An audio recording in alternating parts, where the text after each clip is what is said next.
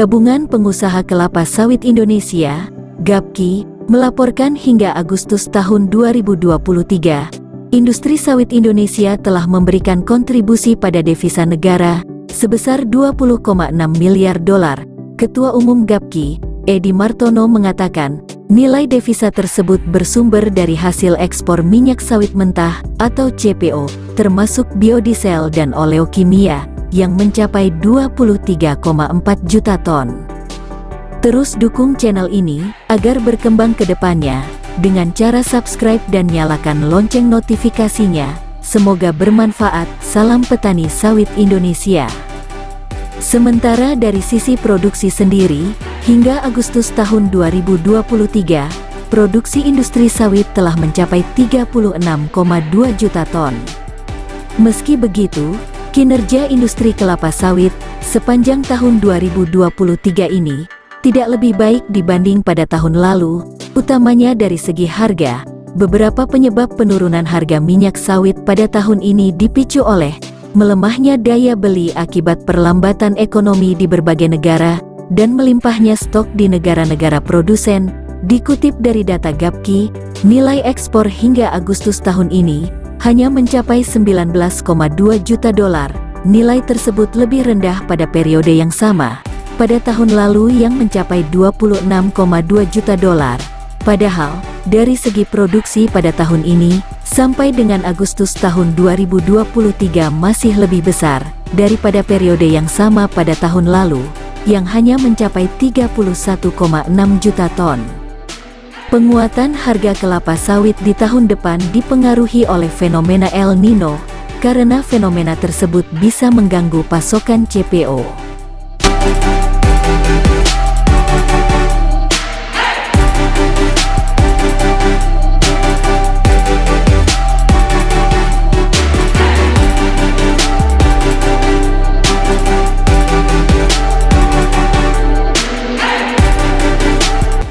Selain itu, sebagai salah satu produsen minyak sawit terbesar di dunia, Indonesia justru mengalami stagnasi produksi dalam beberapa tahun terakhir. Akibat lambatnya kemajuan dalam penanaman kembali oleh petani kecil, El Nino tahun ini diperkirakan juga akan mempengaruhi produksi tahun depan. Kemudian, meskipun pemerintah akan terus menerapkan B35 dan peningkatan konsumsi pangan dan industri dalam negeri, stok minyak sawit Indonesia pasti akan rendah.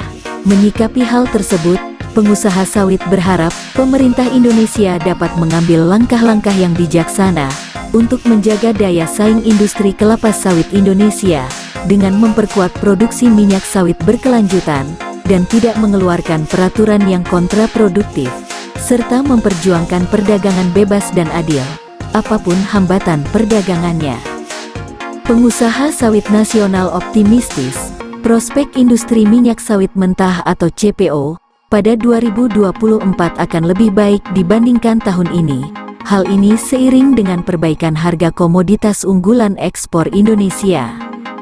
Industri kelapa sawit yang merupakan bagian integral dari ekonomi global, sekaligus berperan penting dalam perekonomian nasional, telah berhasil berkontribusi dalam penciptaan lapangan kerja produktif dan kesempatan kerja, ketahanan pangan, ketahanan energi, serta penyediaan barang-barang konsumsi.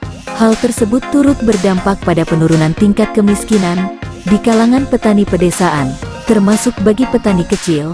Lebih jauh lagi, dengan perkiraan bahwa populasi dunia akan mencapai 9,8 miliar jiwa pada tahun 2050, dunia akan memerlukan tambahan 200 juta ton produksi minyak nabati pada saat tersebut.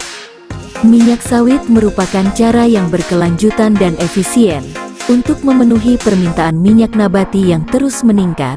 Kelapa sawit juga mendukung penyediaan bahan bakar transportasi yang lebih ramah lingkungan, seperti bahan bakar penerbangan berkelanjutan. Indonesia telah mengembangkan SAF yang dikenal dengan Bioaftur 2,4% atau J2,4. Di tingkat global, inisiatif Uni Eropa melalui kebijakan European Union Deforestation Regulation atau EUDR untuk membatasi deforestasi yang disebabkan oleh kegiatan kehutanan dan pertanian di seluruh dunia, akan memberikan dampak langsung pada komoditas utama Indonesia, yakni kelapa sawit, kopi, kakao, karet, kedelai, sapi, dan kayu. Terlepas dari kekhawatiran, pemerintah siap berkolaborasi dengan Uni Eropa dalam membangun kerangka kerja yang mendorong pertanian berkelanjutan, termasuk produksi minyak nabati, dengan cara yang inklusif, holistik, adil, dan tidak diskriminatif.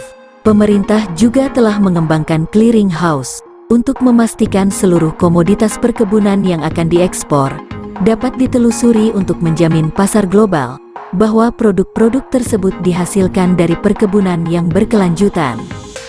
Semoga kedepannya harga TBS sawit benar-benar naik. Apapun tentang kebijakan pemerintah, tak mempengaruhi petani sawit kecil. Yang terpenting, harga TBS itu naik, jadi segala kebutuhan petani tetap terpenuhi. Salam petani sawit Indonesia, salam petani sawit Riau, salam toke-toke sawit, salam pemuat sawit, salam ojek sawit, salam pejuang rupiah, tetap semangat.